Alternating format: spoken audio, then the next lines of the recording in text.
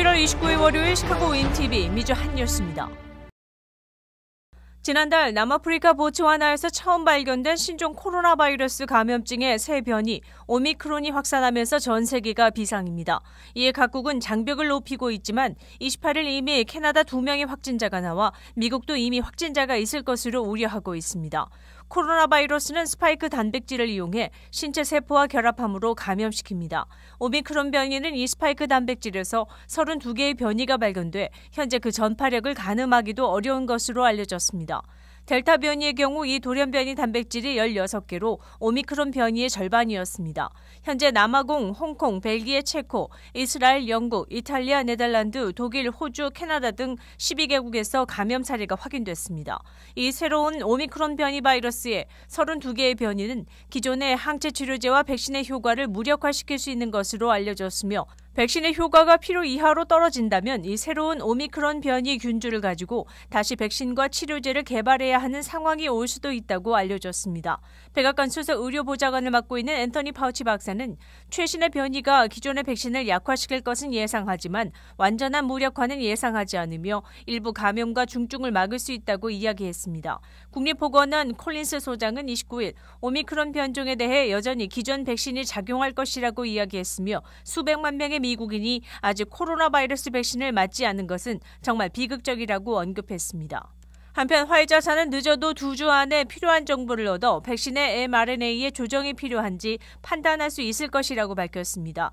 화이자의 최고 경영자 엘버트 블라시오는 자사가 개발한 코로나19 알약 치료제가 오미크론 변이에도 효과가 있을 것이라고 말했습니다. 29일 TV 인터뷰에 출연한 블라시오는 자사의 팍슬로비드 알약이 새로운 변이에 영향 없이 효과를 발휘할 수 있다고 자신했습니다. 한편 모더나는 오미크론 변이에 특화된 부스터샷의 개발 계획을 밝혔습니다.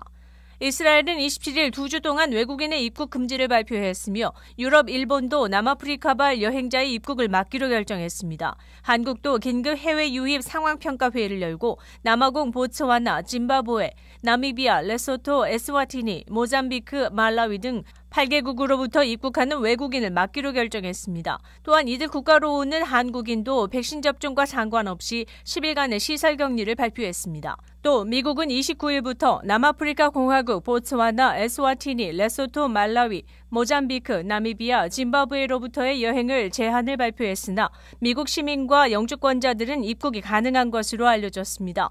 바이든 대통령은 신종 오미크론 변이와 관련해 우려할 만한 일이지만 패닉할 일은 아니라고 말했으며 백신을 접종하고 부스터샷을 맞는 것이 최선의 방어책이라고 29일 아침 밝혔습니다. 또 추가 지침 발표를 준비 중이지만 폐쇄는 없을 것이라고 약속했습니다.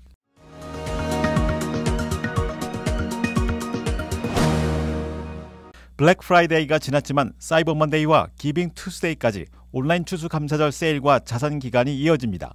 그렇지만 베러 비즈니스 뷰로 BBB에서는 특히 온라인 세일 기간 각종 사기가 극성을 부린다며 주의를 당부했습니다. 이들은 특별 세일 가격인 것처럼 말했지만 실제로 다른 샵보다 싸지 않다고 알려졌습니다. 따라서 저렴한 가격이라고 자랑하더라도 다른 샵과 가격을 비교할 것을 추천했습니다. 또한 현금이나 직불카드만을 받으려 한다면 사기를 의심해야 한다고 전했으며 온라인 쇼핑을 하더라도 크레딧 카드를 이용해야 추후 발생할 수 있는 사기에 대처가 용이하다고 전했습니다. 특히 배송에 문제가 있다고 주장하는 이메일을 주의하라고 당부했습니다. 이들은 유명 온라인 샵의 이름을 이용해 고객 정보를 빼내고 그것을 바탕으로 더 큰 피해를 줄 수 있다고 알렸습니다. 또한 연말에 자선단체를 사칭해 현금 기부를 요구하는 사례도 많다며 기부는 즉흥적으로 하지 말고 기부 대상과 정보와 목적 등을 꼼꼼히 확인해야 사기단체에 헛되이 돈을 쓰는 일을 막을 수 있다고 전해졌습니다.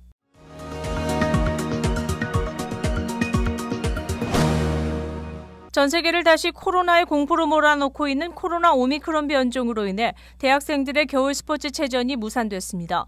유니버시아드를 주관하는 국제대학스포츠연맹 FISU는 29일 긴급 운영회를 열고 다음 달 11일에서 21일 일정에 스위스 루체른에서 열릴 예정이었던 동계 유니버시아드 대회를 열지 않기로 했다고 밝혔습니다. FISU는 최근 오미크론 변이로 인해 스위스 당국이 입국 절차를 강화했다며 향후 방역 절차도 강화될 것으로 예상해 불가피하게 대회를 취소한다고 알렸습니다. 동하계 유니버시아드는 2년마다 전 세계 대학생들이 참가해 실력을 겨루는 종합 스포츠 대회입니다. 다음 동계 유니버시아드는 2023년 미국 레이크 플라시드에서 열립니다.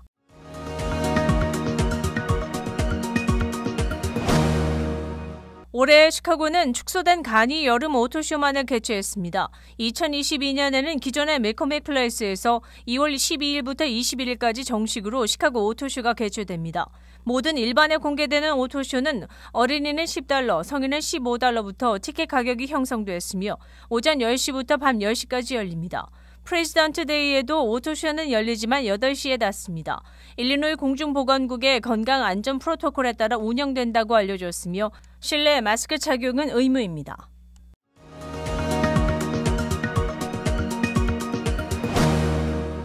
(21세의) 캔사스 주 의원이 지난 27일 한 달 만에 두 번째로 경찰에게 체포되어 사임을 요구하는 목소리가 높아졌습니다. 캔사스 주의 아론 콜먼 의원은 새벽 1시 음주운전으로 주 경찰에 체포되었습니다. 콜먼은 이미 가정폭력 혐의로 체포되어 보석으로 풀려난 상태였습니다. 경찰에 따르면 18세의 동생과 말다툼 중 그를 밀치고 때렸다고 알려졌습니다.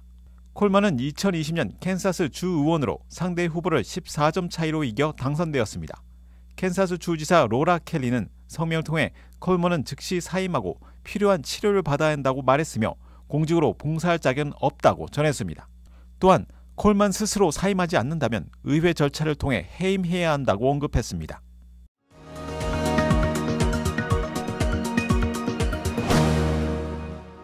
(11월 29일) 월요일 코로나19 현황입니다. 미 전 지역 신규 확진 28,835명, 신규 사망 102명, 백신 완전 접종률은 59.2%입니다. 일리노이주 신규 확진 4,590명, 신규 사망자 수는 8명이며 백신 완전 접종률은 61.6%입니다. 다음은 어제 기준 각 주의 신규 확진자와 신규 사망자 수입니다.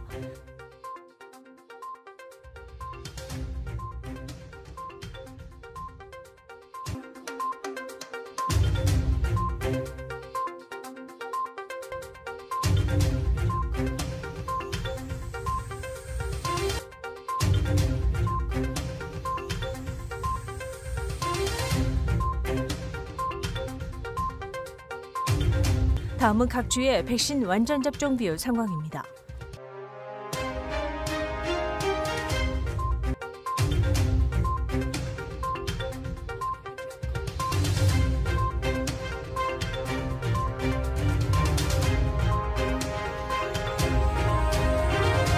코로나19 관련 자세한 내용은 시카고토탈닷컴을 통해 다시 볼 수 있습니다.